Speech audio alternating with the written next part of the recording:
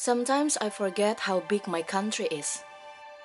This is Indonesia.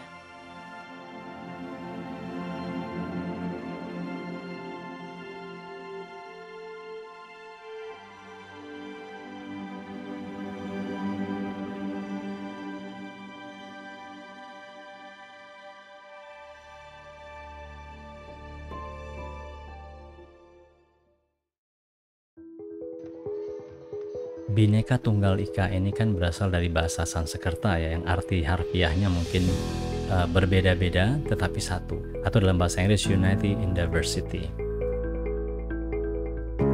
Keberagaman suku bangsa di Indonesia itu adalah sebuah keniscayaan, dan itu disebabkan oleh beberapa faktor ya. Pertama, dari segi alam misalnya. Kita tahu Indonesia itu membentang dari barat ke timur dengan jarak yang sangat panjang. Artinya dilihat dari bentang alamnya itu berbeda-beda. Secara geografis Indonesia itu berada di Asia, tepatnya Asia Tenggara. Indonesia disebut negara kepulauan karena beberapa alasan ya. Pertama, karena memang Indonesia terdiri dari ribuan pulau, lebih dari 17.000 pulau bahkan, dan wilayah lautnya itu luas. Indonesia sebagai negara kepulauan itu berbatasan dengan 10 negara totalnya, baik itu di darat maupun di laut atau batas maritim kita sebutnya. Dari segi demografi, Indonesia memang termasuk negara dengan penduduk yang tinggi. Jadi kita dikenal sebagai negara dengan penduduk nomor 4 di dunia dalam hal jumlah penduduk ya. Atau menurut data statistik yang terakhir dari pemerintah itu 273 juta kira-kira. Jadi itu yang menyebabkan Indonesia disebut sebagai negara dengan populasi terbesar keempat di dunia.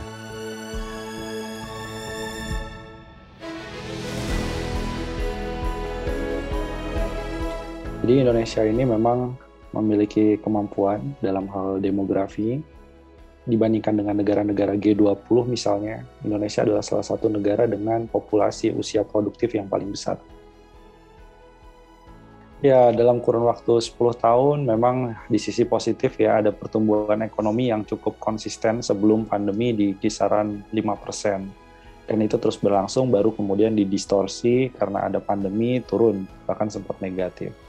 Tetapi kalau kita melihat struktur ekonomi, memang terjadi perubahan yang cukup signifikan, yaitu mulai melebarnya sektor jasa, termasuk jasa telekomunikasi, ada ekonomi digital yang berkembang, kemudian juga terjadi kenaikan jumlah startup. Indonesia menduduki 5 besar jumlah startup yang paling besar dibandingkan dengan negara-negara lainnya di dunia. Tapi tentunya juga banyak tantangan-tantangannya. Salah satunya adalah soal pendidikan dan sumber daya manusia. Di digital misalnya kita butuh 9 juta orang untuk masuk ke dalam digitalisasi, dan untuk bekerja misalnya di bagian pendukung IT-nya, supporting big data-nya, AI atau kecerdasan buatan, dan ini yang harus dikejar oleh institusi pendidikan di berbagai daerah. All the contrast in cultural diversity is also reflected in the contrast of the inequality of economic, infrastructure, and human resources, especially in the education sector within 3T region, frontier, outermost, and least developed region, where more than 9,000 villages and districts designated as the blank spot areas.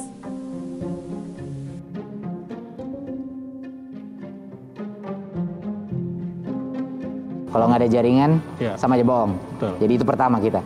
Fokus gimana caranya mengkoordinasi dengan kementerian lain, di mana itu di bawah mereka, Kominfo, PUPR, dan lain-lain, untuk bisa memastikan, Kemendagri, untuk bisa memastikan bahwa infrastruktur itu ada, akses. Kedua, tugas kita, jemput bola. Alat TIK, laptopnya siap nggak? Wi-Fi routernya siap nggak? SDM-nya mengerti nggak cara menggunakannya?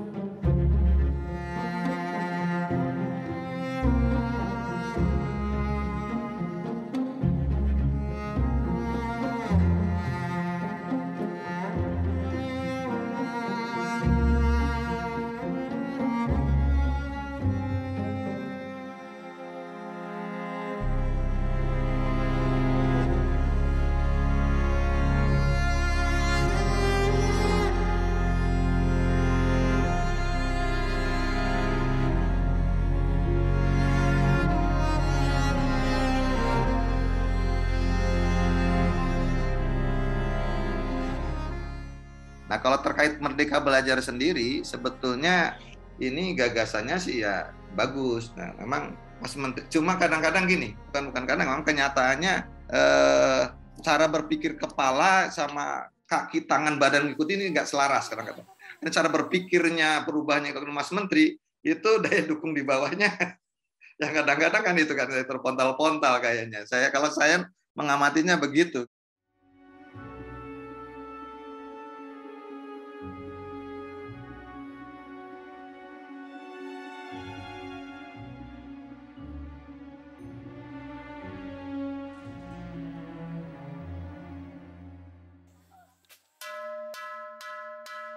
Apalagi di pedalaman, Mbak. Kalau di pedalaman ini kan kita membangkitkan semangat belajar aja, dan dukungan orang tua juga kan perlu dibangkitkan kembali.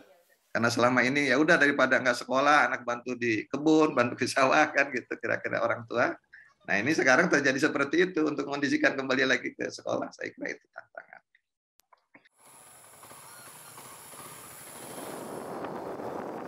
Anak-anak Indonesia yang ada di seluruh pelosok itu bergulat, berjibaku dengan siklus kehidupan yang sudah berjalan terus-menerus. Ayahnya nelayan, anaknya pasti nelayan. Nanti turun lagi terus. Tamat SD mereka sudah dibawa ke laut. Which is itu oke. Tapi sebenarnya untuk keluar dari siklus itu, meningkatkan kesejahteraan keluarga, mereka harus masuk ke jenjang level pendidikan yang lebih baik. Termasuk profesi lain. Nah, disinilah fungsi kita menjembatani. Karena ternyata setelah dibuktikan, mereka semua punya potensi. IPK mereka sekarang rata-rata 3,8, 4, dan seterusnya. Yang kedua tantangannya adalah stigma bahwa pendidikan itu mahal.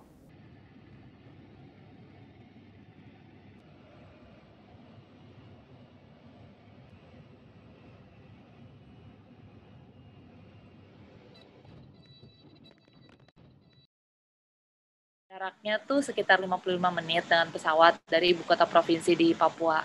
Tapi kalau jalan darat atau naik mobil itu belum ada, jadi belum bisa jalan kaki. Tapi kalau mau ke kabupaten terdekat, itu sekitar, waktu itu kami pernah berjalan kaki sekitar 7-8 hari ya.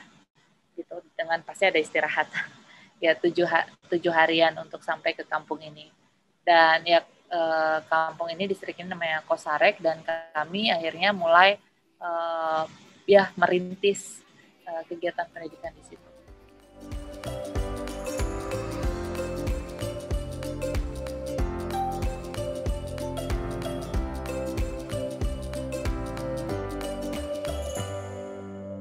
Menurut saya tantangannya adalah itu tadi, benar bahwa di daerah di mana sudah sekitar 16 tahun lebih ya tidak ada pendidikan. Nah, kami datang membawa pendidikan kami mau pendidikan yang utuh gitu, bukan pendidikan yang instan. Pendidikan itu perlu keterlibatan orang tua. Pendidikan itu bukan hanya untuk mengejar satu dokumen ijazah stamp begitu kan, lulus. Bukan, tapi itu adalah proses yang mengembangkan anak itu sendiri menjadi manusia yang utuh gitu kan.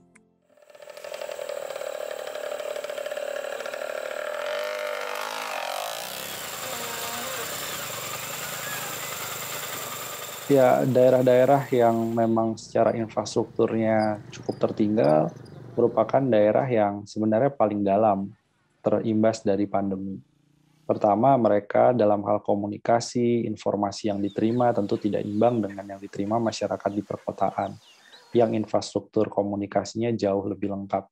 Kemudian begitu juga misalnya bagaimana soal pengajaran, banyak yang harus berkumpul dalam satu rumah yang memiliki internet akses yang baik, karena tidak semua murid ataupun orang tua siswa memiliki kapasitas dan kapabilitas untuk masuk ke dalam era pelajaran secara daring.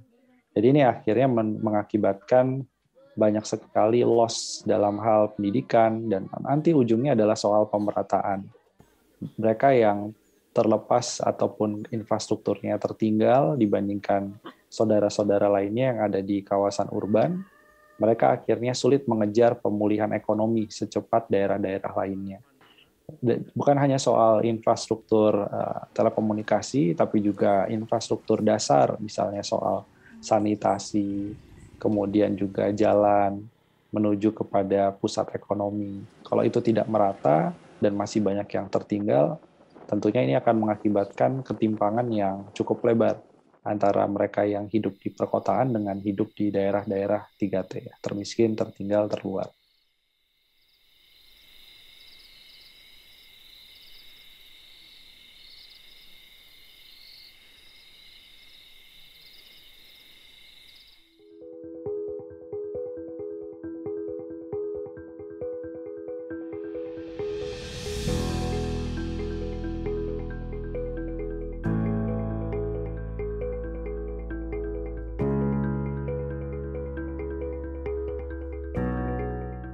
Ruang Guru as a company ya pasti mungkin udah banyak yang tahu juga, kita education technology alias penyedia layanan pendidikan berbasis teknologi saat ini alhamdulillah terbesar di Southeast Asia, di Asia Tenggara.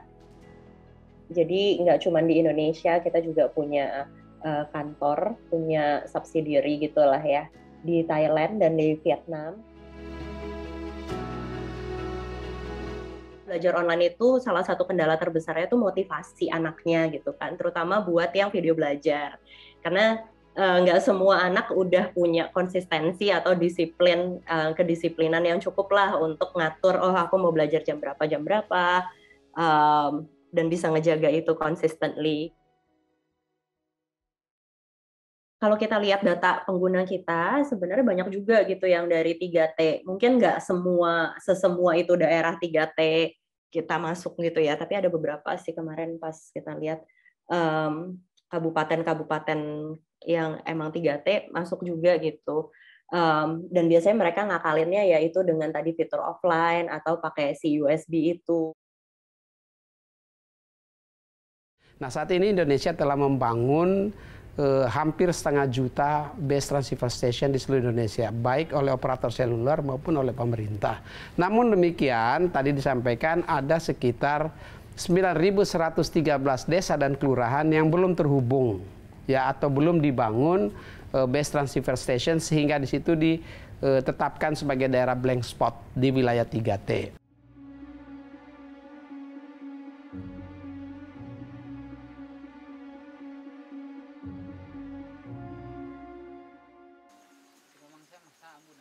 Nah, Kominfo sendiri sejak awal sampai dengan tahun 2022 ya, itu telah membangun sebanyak atau rencana dibangun ya sebanyak 6.544 di tahun 2021-2022. Dan 1.209 yang sudah dibangun sampai tahun 2020. Sehingga tahun 2023 akan dibangun lagi 1.360 base transceiver station dan melengkapi kekurangan yang belum terbangun. Ya, ini mengapa itu terjadi dalam multi years atau tahun jamak? Karena memang itu disesuaikan dengan ketersediaan pembiayaan APBN. Sehingga kita harapkan di akhir tahun 2023 nanti base transceiver station atau the last mile juga sudah menjangkau seluruh desa dan kelurahan di wilayah 3T, ya, sudah tersedia sinyal 4G.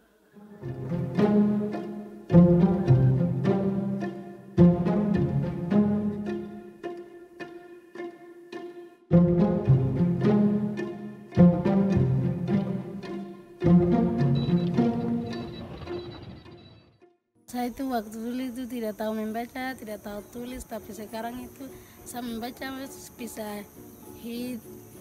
hitung, bisa mengajar anak-anak. Amenan en ekondina otole la mabu agana wenen en meken mabu matematika bahasa Indonesia ambare lam siapne nen hondi ambare lam silumba ambare lam siapne awali silamna. Papa saya bilang kita itu tidak tahu, jadi anak-anak itu semua naik, jadi kita itu 4 anak itu ini belajar. Nunen same nekona ana wenen hone lambana meken mahin barlam lom seba nuhin ya lamakne seba jeng selamna. Sekarang saya sudah bisa baca dan saya bisa baca Alkitab, saya bisa hitung matematika, saya bisa bicara bahasa Indonesia yang bisa.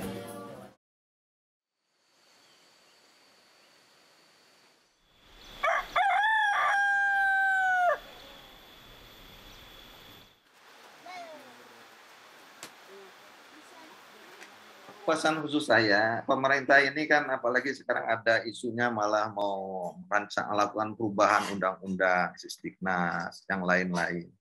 Kalau menurut saya, kalau pendidikan ini ingin baik, motornya pendidikan tuh guru. Gurunya dulu dibenahi, selesaikan. Harapannya semua guru di Indonesia itu jelaskan statusnya, gitu. Harapannya semua guru itu adalah punya status yang jelas, yang sama. Tidak lagi mengenal istilah guru honorer. Karena selama kita masih menggunakan nomenklatur, masih ada guru honorer, berarti kita kekurangan guru.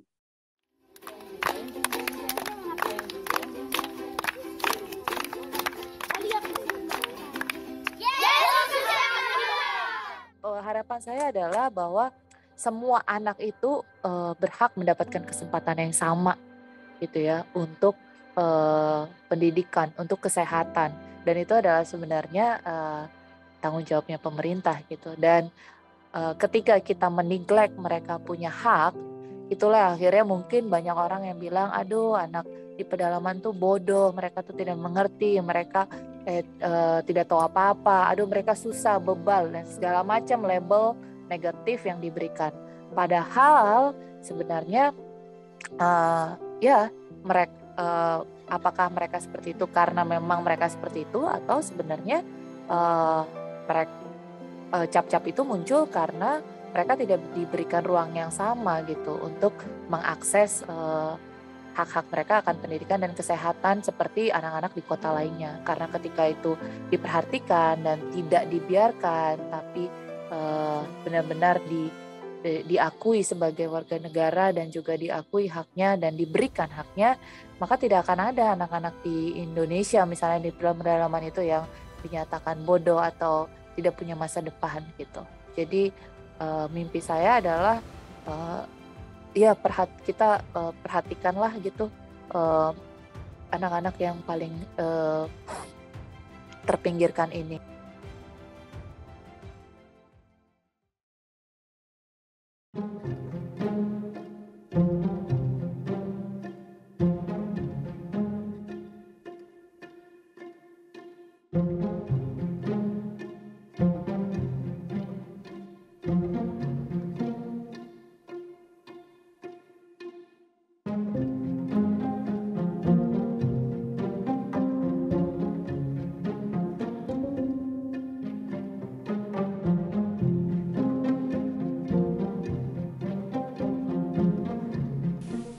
Journalism serves as a witness to the events happening within our societies, but the media we work in can also pivot to become a learning tool to inform, educate, and engage young people in education. After coronavirus-19 spread across the globe at the end of January 2020, all of our regular daily activities stopped. Plans to begin the new school semester vanished. EBS immediately started to prepare content for these students. EBS stands for Korea Educational Broadcasting System.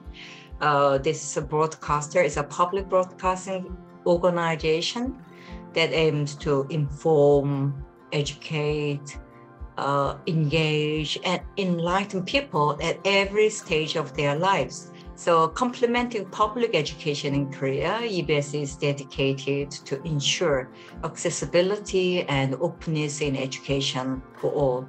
So like any other educational channel, in many countries there are specialized channels for education. EBS is quite dedicated to lifelong education, not only school education. These days, online education is quite important. Everybody agrees with that. So we provide lots of content, whether it's not just on TV, but online. So each grade, each school year, and each subject, almost every subject, content is made for online distribution. So children, students can use it in the classroom, also self-studying. So it can support the students and parents without adding more money onto their burdened the living cost anyway.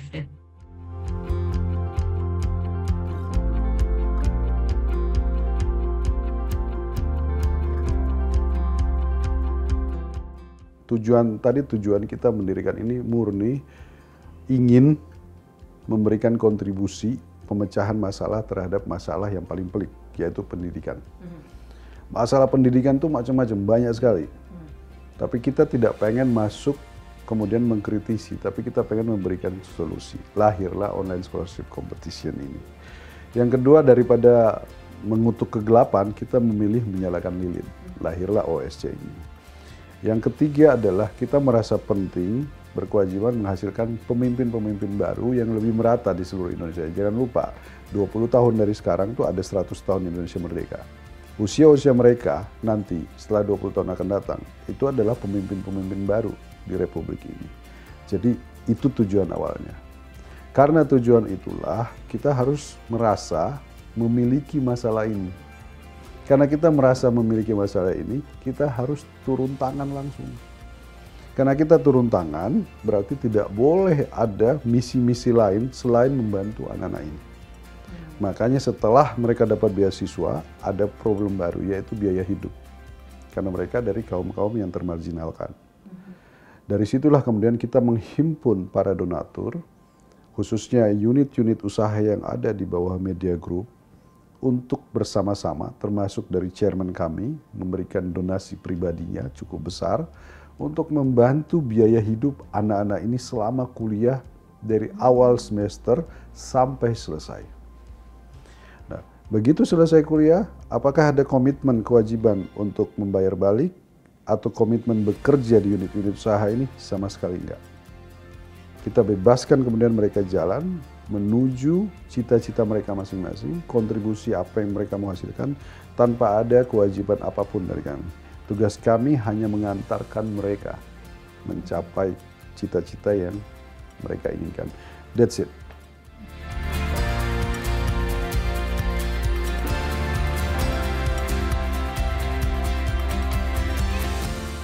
I have to say,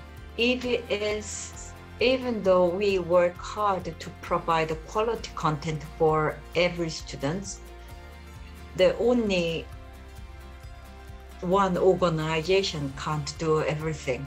So it should be done in cooperation with the other ministries or schools or parents. So it should be done in hand.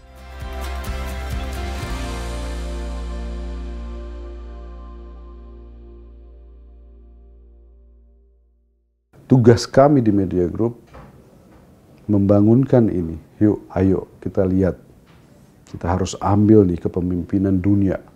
Kita harus memberikan perubahan peradaban, kontribusi perubahan peradaban untuk dunia keseluruhan. Seperti bagaimana pemimpin-pemimpin dulu bisa memimpin negara Asia Afrika untuk merdeka. Generasi-generasi awal bisa mengumpulkan anak-anak duduk di Jakarta untuk mimpi yang lebih besar.